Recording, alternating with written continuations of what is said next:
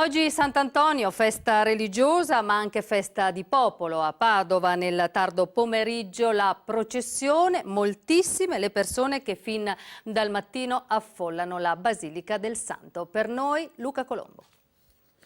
Per il nostro paese, con quello che sta accadendo, cosa si dovrebbe chiedere oggi al Santo? Una preghiera e basta, ci resta solo quello. Frate Antonio morì 37enne il 13 giugno 1231. Sotto le guglie e le cupole della basilica cresciuta intorno alla sua tomba si raccoglie da 8 secoli e ormai da tutti gli angoli del mondo un'umanità così lontana da quella che espande da lunghi anni l'architettura di un sistema di corruzione colossale.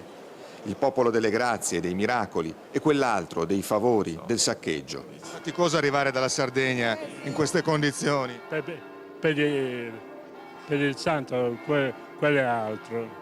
Anche là in Albania c'è una chiesa che si chiama Sant'Antonio e andiamo ogni 13 del giugno. Se Antonio tornasse avrebbe da gridare ancora, come fece 800 anni fa, a questa società per riportarla ad una coscienza del bene. Sto accompagnando mio papà che in seguito ad una malattia ha chiesto la grazia e da quell'anno andiamo tutti gli anni.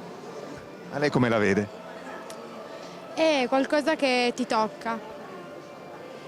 Anche il fatto di essere in mezzo a tante persone comunque sofferenti che credono in una cosa così grande.